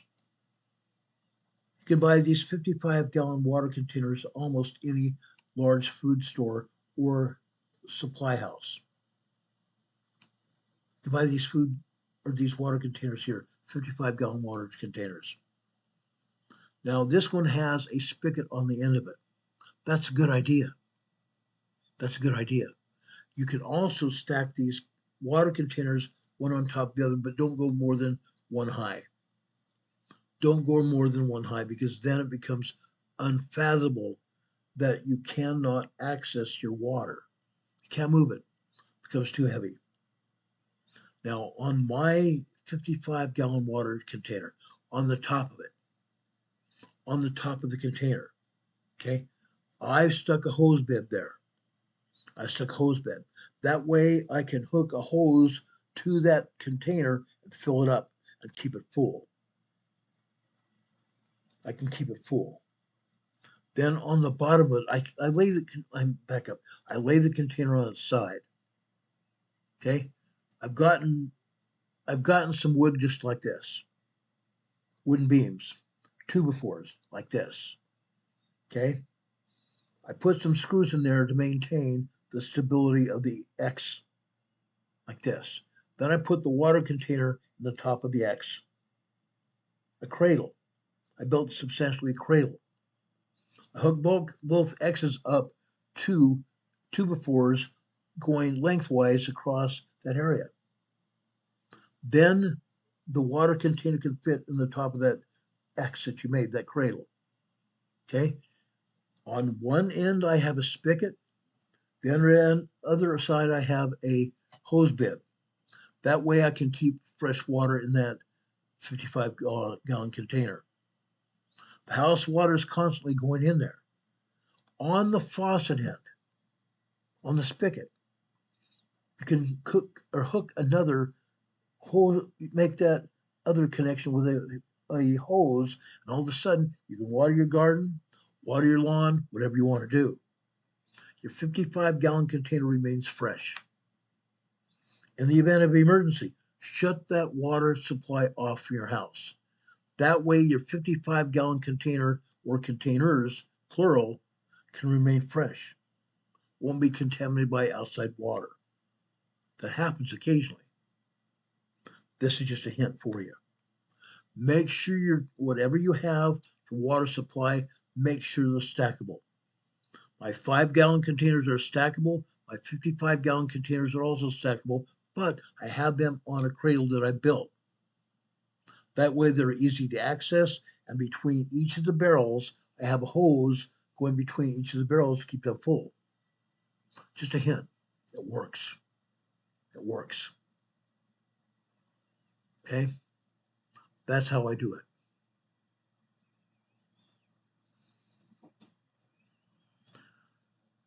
Then company says, can you use non-mineral water? Yes, you could. You could. But again, if your water supply is just in one barrel, one 5-gallon or gallon container, just put a teaspoon of water in it, a teaspoon of clean, unscented bleach in there about every 6 months. Your water supply will be good to drink. Okay? Just a hint. Just a hint. Okay? There are other kinds of barrels you can also use, other containers you can also use, such as this 5-gallon container like this. Again, you want to have access to it. You can rotate it and put it in a cradle like I've done, but this is a 5-gallon container here. There are 15-gallon containers as well. Put them on the side and make a cradle. Those water containers fit in. Put a hose bib on one end and a spigot on the other. That way the water in the container is usable and fresh. Consider that. Okay. Let's see. I pretty much addressed the water issue here. Any questions? Any questions about water?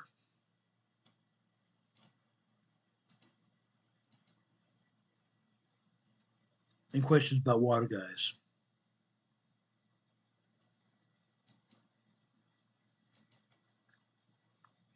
Okay. Now there's a company called Rockwell Water Systems. Rockwell Water Systems. Rockwell Water Systems. They offer a supply of high quality rotationally molded water storage tanks. Okay. They offer a wide range of high quality rotationally molded water storage tanks in various sizes, anywhere from 3.5 gallons up to 275-gallon containers. That's a good deal. Write that name down. Rockwell Water Systems. Rockwell Water Systems. Okay? They're on the internet. You can find them on the internet. Okay? You can purchase water storage tanks from water. You can purchase water storage tanks from water tanks also on the internet. A company called Water Tanks. You can purchase them from Rural King. You can purchase them from Walmart. Walmart also has water storage tanks. These water barrels, these blue plastic water barrels. Okay? They're PBH free. They don't have chemicals that cause cancer, for example. They're reliable water storage tanks. Okay.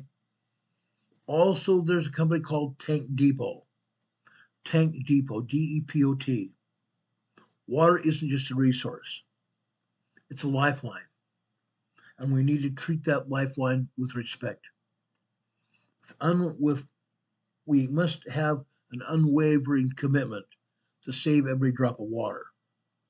In an emergency, we must have an unwavering commitment to ourselves and our families to save every drop of water. It's going to become essential.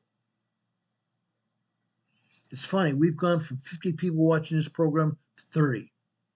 That's insane.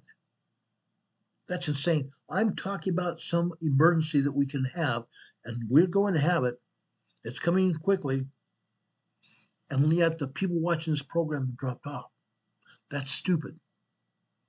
That's stupid. I'm not calling people stupid. I'm saying them leaving this program without getting the information is crazy. That's crazy. Now it's dropped down to 29. That's insane. Okay? Save every drop of water that you can have. Okay? Save every drop of water that you can have. Now, the tanks, the containers that I've shown you so far are not just transportable, but they're lightweight. So you can move them around until you can put them in a place like my cradles that I built and in water storage in our closets here where you go and have fresh water for you. Okay? Also, food storage rotation. We've touched briefly on this just a few minutes ago. Food storage rotation here. Rotate your food storage periodically to ensure freshness and replace items as needed. Something else that I've been doing that I recommend is keeping a food storage inventory. When you have food in your closet, when you have food in your pantry, wherever you put your food, put a date yourself that you bought it.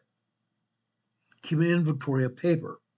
Keep an inventory not just on paper, but on your computer, or even buy one of these sticks to process and put the inventory on the stick. That way you know what you have in inventory in your home.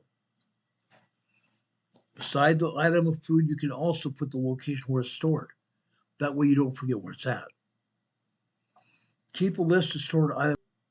Record your inventory on paper. Set up on your computer or on your storage stick. Contamination and cleaning issues. Contamination, cleaning issues. Cross-contamination. Floors collect dust, dirt, debris, and cleaning chemicals as well. Storing containers directly on the floor risk transferring those contaminants to your containers, to the bottom of your containers. If the containers are moved and placed on food preparation surfaces, cross-contamination can occur.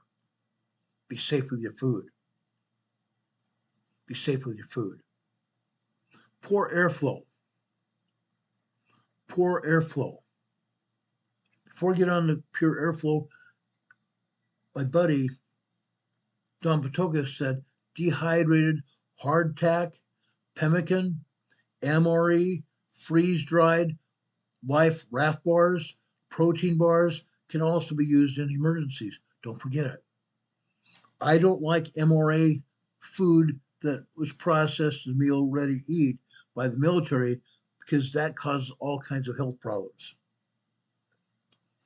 Okay, MREs themselves from the military foods can cause gastrointestinal stress on your body, can cause dehydration, can cause, and I hate to even say this, stuck poop. Can cause stuck poop. Be safe with the freeze-dried food that you get. Okay? I get freeze-dried food from Mountain House in our 72-hour kits. In our supply kits we have here in our house, they're freeze-dried. They come from 4 Patriots. 4 Patriots. Let me take a second. Let me pull my 4 Patriots food here so I can show you what we got.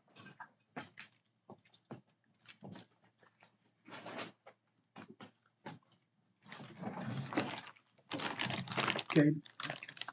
This is my 72-hour kit here. In my 72-hour kit, I have 3 days worth of food. I've opened the 72-hour kit to show you the packages the food comes in. Okay?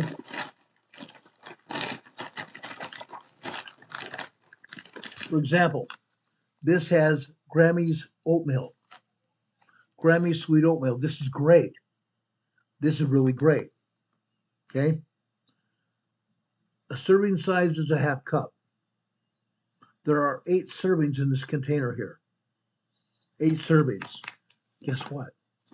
You can also open this package, and because there's a resealable thing here at the top, you can reseal it and use it over and over. 8 servings in this package here. Okay? There are other things as well. Okay? This is mac and cheese. This is mac and cheese. This is what you can have here. There are 4 servings of mac and cheese here. 4 servings of mac and cheese. But again, if you don't want to eat the whole thing, you can put it in the refrigerator, or you can store it in whatever storage you have to keep your food cool. That way you can eat it for several meals. Several different meals. This comes from, again, 4 Patriots. There's another company called Patriot Foods. If you want to get 4 Patriots, the number is 800-607-0943. 4 Patriots Food is 800-607-0943. 4 Patriots Food. I swear by it, guys, because I use it myself. 4 Patriots Food here. Great. 800-607-0943. Tell them I said to call you. Right? Not for you to call you, but tell them that I said for you to call them. Okay? Call 4 Patriots Food for food, not just food, but they have all kinds of other products. Ask them to send you a catalog. Ask them to send you a catalog. When you order a product from them, they'll send you a catalog. Look through the catalog. There's all kinds of things that you might want to have, including this thing here. Let me show you. What is it? This is a solar panel device to keep your phones charged. This is a solar battery to keep your phones charged. Down on this other end here, okay? This is where you can plug your phones in, okay? Sometimes my wife and I have plugged both of our phones in at the same time. Usually we can get 3 full charges out of this battery. 3 full charges out of this battery. When it's not charging with the sun, guess what we do? Right here in the middle, there's a way to plug the end in a phone charger type of cable, and it'll charge us up. It'll charge us up within an amount of hours. That way, this will always be available to you to use to keep your phones charged. Consider that. I got it from 4 Patriots. I got our flashlight here on my desk from 4 Patriots. It has a solar panel on it as well. But today I'm talking about food storage. I'm not talking about anything else. But you can buy other things from 4 Patriots Foods. Okay? Now let's talk about airflow, poor airflow in your food storage. Stacking containers on the floor without an air gap restricts airflow. Proper ventilation between food containers is essential to prevent the buildup of moisture and heat, which can lead to your food spoiling. You don't want that to happen. Make sure you can stack your food storage containers above the bare floor. That way the food won't go bad. Okay? Now, if it's difficult to clean, you have another problem here. Okay? Difficult to clean. If it's difficult to clean the area underneath the container, around the container areas that are stored directly in the food, this can cause dirt and debris to accumulate and attract pests. You don't want that to happen. Okay? If you have dirt and debris around or underneath your container, it can attract insect pests. That can also contaminate your food. Don't do it. Store it a little bit above the floor. 4 to 6 inches above the floor is optimum. Otherwise, The dirt and debris around the container can cause all kinds of problems. Don't do that. Don't do it. Now, I'm going to recommend my best practices that I've used over a period of time. Protect your staple foods, your flour, your wheat, your rice, your beans, your sugar, your salt. Place the food containers on shelves, on pallets or risers, at least 6 inches off the floor, to promote airflow and prevent moisture and pests access to your food. Okay? Choose proper food storage. Use food-grade airtight containers to store your staple foods. Again, I've used unscented white trash bags that I put my food directly in, and the trash bags are already in a bucket. That way, it's just one additional protection for your food. Okay? Store your food in food-grade airtight containers to store staple foods. Avoid storing food in original packaging, like cardboard boxes, for long periods, as these are more vulnerable to moisture and pests as well.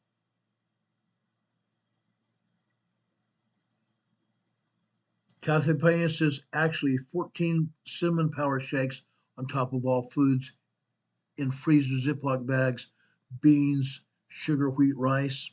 That might work as well. Kathy lives in Hawaii. She lives in a humid environment. Okay? That might work very well for her. Consider that for yourself. Don Patoka says ventilation is paramount. You're absolutely right, Don. Absolutely. Something else that we want to do, and sometimes we have a hard time doing it because we want and need to maintain a clean space. Keep your storage areas clean, dry, and cool below 70 degrees is ideal. Keep your storage areas clean, dry, and cool below 70 degrees and out of direct sunlight. This will inhibit bacterial growth and spoilage. Now, why should you not store food in metal containers? You should not store food in metal containers for storage when the food is acidic. Don't store foods that are acidic in metal containers. The acid in the food can cause the metal to leach into the food. The acid in the food can cause the metal to leach into the food, which can degrade its flavor and create potential health concerns. Furthermore, open cans should be transferred to a different container because the remaining metal can corrode over time, and food will lose its flavor, its taste, and everything else. And the metal could contaminate your food as well. What is the healthiest container for stored food? The healthiest food storage containers are those made of glass or stainless steel. The optimum healthiest food storage containers are those made of glass or stainless steel because they are non-reactive. They do not leach chemicals into the food. They are non-reactive and they don't leach chemicals into your food. Other safe options include ceramic, and for some applications, food-grade silicone or beeswax wraps. When choosing, consider the container's intended use, such as glass or stainless steel for long-term storage and heating, and silicone or beeswax for shorter-term wrapping. What is the best food to stockpile for survival? Include a selection of the following foods in your short-term disaster supplies kit. Consider these foods in your short-term disaster supply kit. Ready-to-eat canned meats, fruits, vegetables, canned juices, milk, soup if powdered. Store extra water.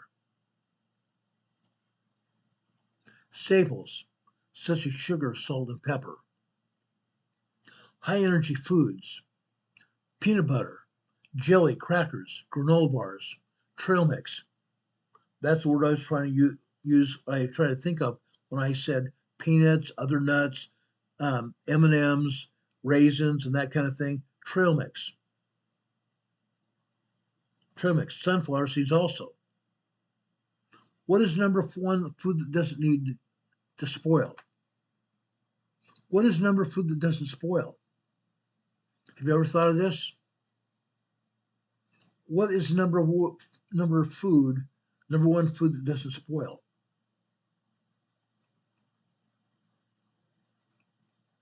Don Patoka says, get a vacuum sealer to store rice and beans in glass jars. Absolutely right.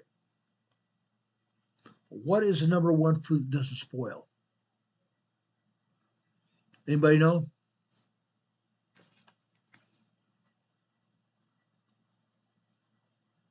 How about honey? Joe Shinpaw says honey, absolutely. Honey's been called the only food that truly lasts forever, thanks to its magical chemistry and the hard work of bees. The nectar, it's unreal. The nectar, guys, that's key here. That's key. Nectar.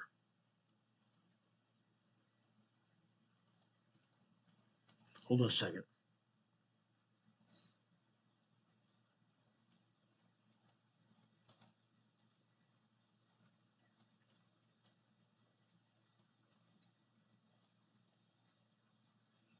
Just a second here. The nectar from the flowers mixes with enzymes inside the bees that extract it, which changes the nectar's composition and breaks it down into simple sugars that are deposited in honeycombs. By the way, have you ever eaten honey out of honeycomb? Oh, it's great. Honeycomb honey is awesome. Okay? Honey is the only food that is truly lasts forever. Okay? The magical chemistry and the handiwork of bees are the reason. The nectar from the flowers mixes with enzymes inside the bees that extract it. That changes the nectar's composition and breaks it down into simple sugars that are deposited in honeycombs. Oh, it's good. Think about honey.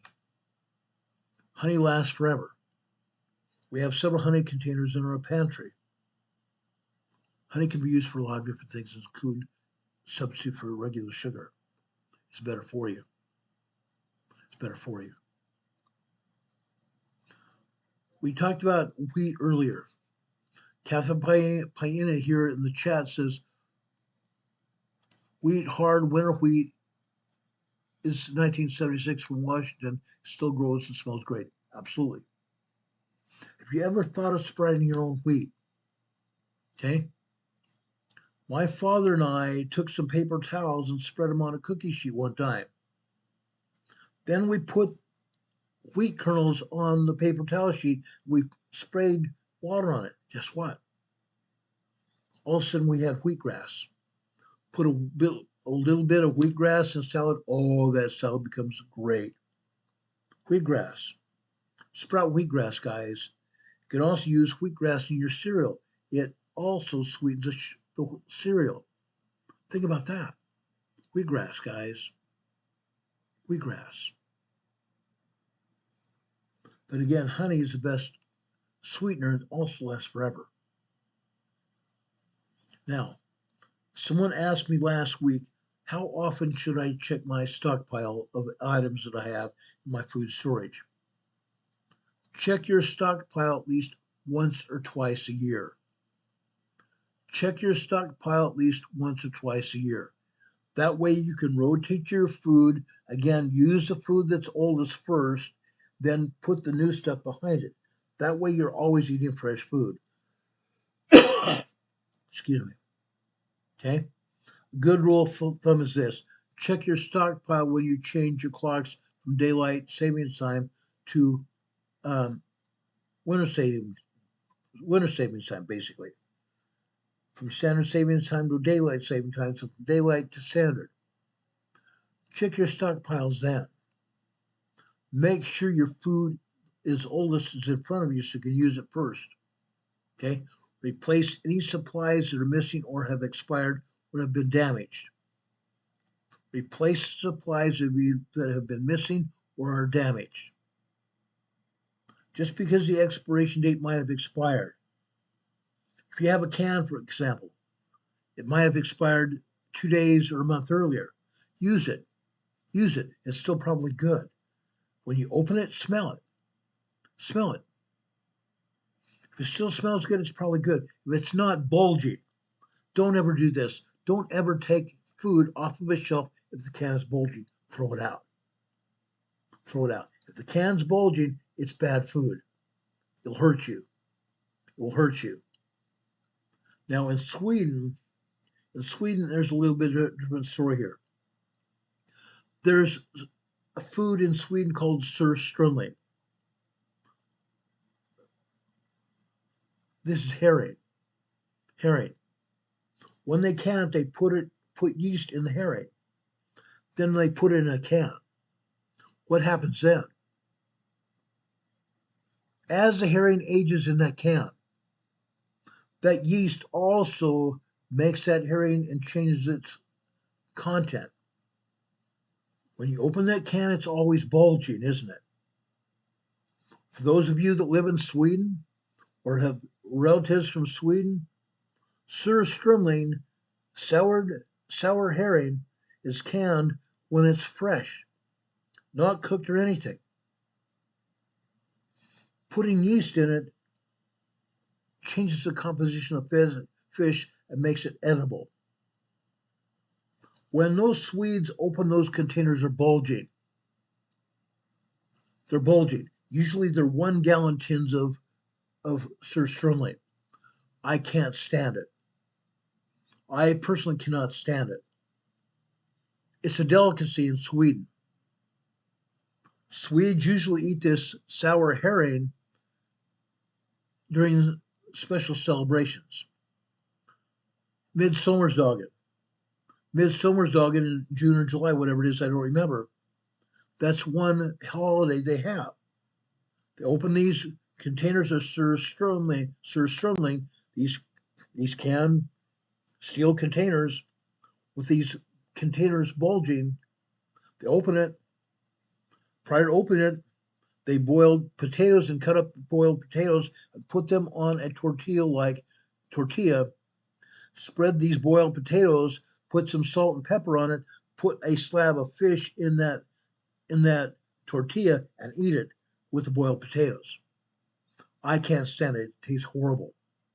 Tastes horrible. It smells horrible. Whenever they open a surströmming container in Sweden, you can usually tell that they've opened it because the smell permeates down the street. You can tell the homes that had it because it stinks around that home.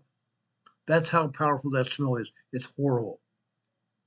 Yes, I ate it because I wanted to make sure that I wasn't going to offend any Swedish people that had it there. I did eat it. I didn't like it. I made sure I had plenty of herb tea to drink with it because the taste is horrible. You have to get used to it. But in my mind, as an American crazy man, I didn't like it. I ate it because I didn't want to offend my Swedish friends. Okay? Remember that. Remember that. Okay? Don Patokas also said here in the chat, and this is important or I wouldn't mention it, note, according to the Navy, at the first 5 days of a major event, the most common deadly diseases are waterborne illnesses, dysentery. Folks drinking contaminated water, remember that. Remember it. Dysentery can almost kill you. I wouldn't do it. I wouldn't do it. Be careful with that. But if you check your stockpile and your dates are pretty bad, I mean months and maybe a year after, don't eat that food, toss it out. But if it's just days or weeks, it might be just fine. Open the container and check it. If it smells, throw it out. If it smells, throw it out. Make sure the food's still good. Okay? Replace any supplies that have been missing or expired or been damaged. Again, expiration dates don't mean anything. All that means was the freshness by that date. It's freshest by that date. That's all that date means. Okay? Preparing emergency food supply. Preparing an emergency food supply. Short time first. What is the healthiest food for people who stock food for emergencies? Some of the best survival foods include canned goods, freeze-dried meals, protein-packed staples, grains, legumes, nut butters, and specialty rations like MREs and emergency bars. Here's a quick look at the top 20 food supplies that every preparedness person should have. Anyone else that's looking to be more prepared, you can consider or should consider canned vegetables. You should consider canned vegetables. What is the longest lasting food for survival? Long lasting food for survival are dried and canned goods, and white rice, dried beans, whole grains lasting for decades when properly stored. Other long lasting options include freeze dried meals, which can last up to 30 years, and honey, which almost has an infinite shelf life. Grains and legumes. White rice. White rice can last 30 years or more if properly sealed in a cool, dark place with oxygen absorbers. We keep our rice in a container in our closet that's dark underneath our stairs, and it's cool there. Doesn't get hot, doesn't get really warm, it's cool there. Dried beans. Dried beans, a nutritional powerhouse that lasts for a very long time when stored correctly. Dried beans, consider that. We've also got a lot of those. Okay? Wheat and corn. Wheat and corn. I like wheat. I like wheat. We crack our wheat and use it as mush. We crack our wheat and use it for mush. We have a flour mill where we grind the wheat up and make flour. Corn. Wheat and corn can last almost indefinitely in bulk quantities. Wheat and corn can last almost indefinitely if it's stored in bulk quantities. Pasta. How about pasta, guys? Pasta's awesome. Pasta's awesome. We have a lot of pasta here. Okay? Pasta lasts for over 10 years. Pasta can last over 10 years with proper storage. Dehydrated and powdered foods. Dehydrated and powdered foods. Freeze-dried meals. Many of those freeze-dried meals, like I showed you a few minutes ago, can have a shelf life of up to 30 years. Powdered milk. Powdered milk can last for 20 years or more. Powdered eggs. That's a good substitute for fresh eggs with decades-long shelf life. Powdered eggs can have a decades-long shelf life. Potato flakes. Potato flakes, guys, have a 30-year shelf life. Potato flakes can have a 30-year shelf life. Dehydrated carrots. Dehydrated carrots can have a shelf life of over 20 years. 20 years or more. Cornstarch. We have a supply of cornstarch here. We use it to make our puddings and such and gravies. Cornstarch lasts forever as long as it's kept dry. Cornstarch will last forever if it's kept dry. We have an electric grinder. We also have a backup storage battery. We can use it in an emergency. But Don Patoka says, how about a hand grinder? We have one of those as well. It's an old coffee grinder from way back when. Back in the 20s, 30s, maybe 40s. It's a hand coffee grinder. You have to crank it. But it's great for grinding wheat. Wash off the stones in that grinder, and it's great for grinding wheat. Yes, the stones have to dry. That way they don't ruin your wheat. Make sure the stones are dry and they work well for wheat. Okay? Consider that. Other long-lasting options. Again, honey.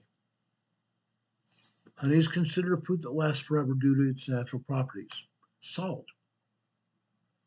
Salt can be stored almost indefinitely. Peanut butter. Peanut butter is a great source of protein that lasts for a long time. Canned goods, like meats, fruits, and vegetables, have a very long shelf life. What is the best food to stockpile? The best foods to stockpile are non-perishable items like canned meats, fish, vegetables, as well as dried goods such as rice, beans, and pasta. Other excellent options include peanut butter, crackers, dried fruit, oats, and shelf-stable milk and juices. Don't forget staples like water, salt, sugar, and oil, as well as comfort items such as cakes and cookies. I make cakes and cookies all the time. Yes, cakes and cookies have to be eaten within a week's or so time, but you can make those and keep them in baggies like we do, and those cakes and cookies can last for a very long time. Consider that. Comfort items. Comfort items. One of my favorite comfort items is cheddar cheese soup. How about mac and cheese? I love mac and cheese. I love my pancakes. I love my eggs. I like casseroles. Comfort items. I love my fig Newtons, strawberry Newtons, comfort foods. Comfort foods make me feel good. Something else you might need to have in your food supply is infant formula and pet food. Infant formula and pet food have a very long shelf life. Did you know that? Oh yeah, they do. What do you need to store in case of war? What things would you want to have in case of war? Anybody have an idea? Anybody have an idea what would you want to store in case of foods or in case of war? In case of war, stock up on essential supplies. Stock up on essential supplies. This is paramount. This is going to be paramount for you to survive. Like a 3-day to a 2-week supply of water and non-perishable food. First aid kit, a flashlight with extra batteries. Battery-powered or hand crank radio. I've got one here on my desk that we used during hurricane last year. Battery-powered or hand crank radio and a manual can opener. We don't have an electric can opener here. We always have our manual can opener here. It's great. It's great. It's also important to have a supply of prescription drugs, prescription medications, and to gather important personal documents along with hygiene items. Personal documents, we talked about that before. What to stockpile for 72 hours? A battery-operated radio, spare batteries. I have a supply of batteries here at my desk. Wind-up radio like we have here. 3-day supply of bottled water. We have 4 months worth of bottled water here. And ready-to-eat food. Ready-to-eat food. We have a ton of it here. Okay? Make sure you have copies of important documents that we talked about before, such as insurance policies, birth certificates, passports, driver's licenses, and other IDs, as well as medical information about each member of your household. Make sure you got it. That's going to be imperative for you to have. I promise you, that's going to be imperative for you to have. You need to have it right now. You need to have it right now. Not before, but right now. Any questions about what we said tonight? Any questions? Chris Donaldson says aspirin antibiotic cream. Absolutely. Absolutely. Hurricane Heather says potassium iodine tablets. Absolutely. Chris Donaldson says have a base CB radio. Absolutely. How about ham radios? I haven't even touched that tonight. That's a totally different story. Today I've talked about food and food storage, but I mentioned these other things as well. They're important. They're important. Don Patoga has mentioned first aid knowledge, first aid training, first aid kits, CPR. First aid knowledge and CPR are essential. Remedies for allergies, toothaches, headaches, heartburn, diarrhea, chapped lips, prescriptions. It's about you and yours. Make sure you got that. We haven't talked anything about sanitation because this project today has been about food storage. Sanitation is important. If you don't have sanitation, you're going to get sick. You're going to get very sick. You could die. Don has taken it upon himself to put this information in our chat. Remember, our chat can contain all sorts of great information. If you're taking notes like I asked you, you'll make notes of what's been here in the chat. Our moderators and other people that have been here have left great information, and I appreciate each one of you. I appreciate all of you who have contributed to this program. This program has been outstanding because of you all. We appreciate you a lot. We appreciate you a lot. This is essential for all of us. That's why I did this presentation tonight. Be prepared. Be prepared, don't be scared. Be prepared, don't be scared. This is easy. This is easy. I did this preparation today so you could be prepared yourselves. Okay? Like I said, I'm in the process of writing a book. I want you to have this information because it can save your life or the lives of your family, people you care about. Have that, guys. Have it.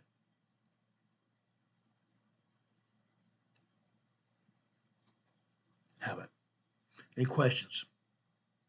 Do we have any questions about anything we talked about tonight?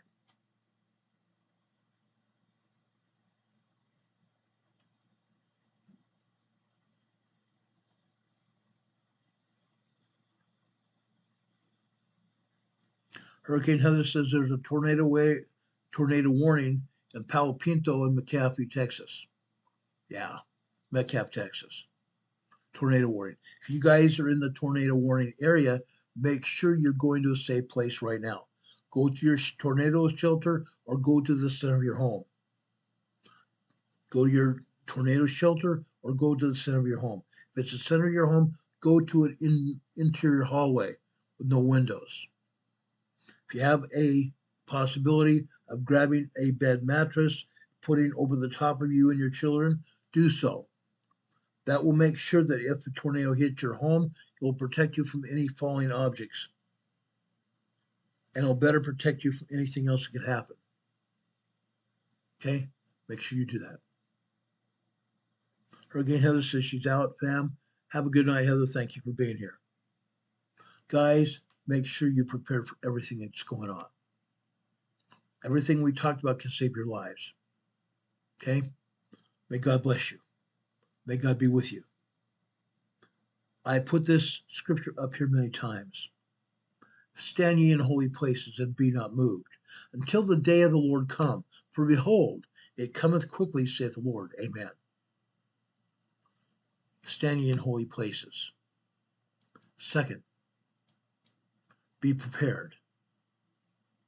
Be prepared for all kinds of pet emergencies. Get yourself a pet emergency preparedness kit. My friends own this company, Pet Emergency Care. Go there and get information about your pets. Okay?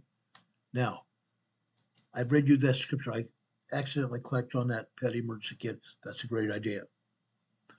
Stay on the covenant path. Stay on the covenant path. That way, you're on the covenant path and you're going towards Jesus Christ, going towards heaven. Read your scriptures. Pray. Read your scriptures and pray and gain a testimony of Jesus Christ. Stay on the covenant path. And make sure you take your children with you, your children and grandchildren. Read your scriptures and stay on the covenant path. Those are the two things I'm going to ask you to do tonight. May God be with you. May God be with you this day and always. May God be with you until we meet again. Folks, if anything else happens tonight, we'll be with you as soon as the information becomes available. We'll be back on the air. We take the Saturdays and Sundays off except for Sunday school. I have a weekly Sunday school class I teach about 12:30 every Sunday. I come on the air every Sunday to teach Sunday school. It's called Come Follow Me, the Savior said, on this channel. I would ask you all to be here with us. That would be great. That would be great. But again, we'll be back on the air if anything else happens as soon as the information becomes available. Until then, guys, I hope you have a great weekend, a great night. May peace be with you this day and always. God be with you until we meet again. We'll see you on the other side. Have a great one, guys. God bless you. We'll see you soon. Take care. Be safe.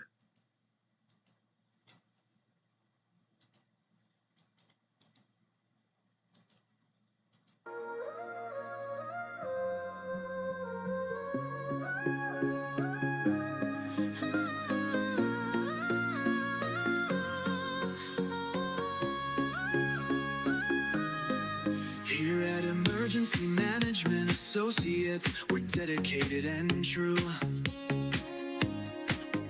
bringing you the essential knowledge, helping you see things through. From disaster preparedness to navigating recovery's embrace, we're here to guide you in every unpredictable time and place. We break down the complex, make it easy to grasp and absorb, sharing strategies for safety, the vital lessons you can't afford to hoard, So thank you for watching, and thank you so much for your sub. You're a key part of our growing family, a member of our knowledge club.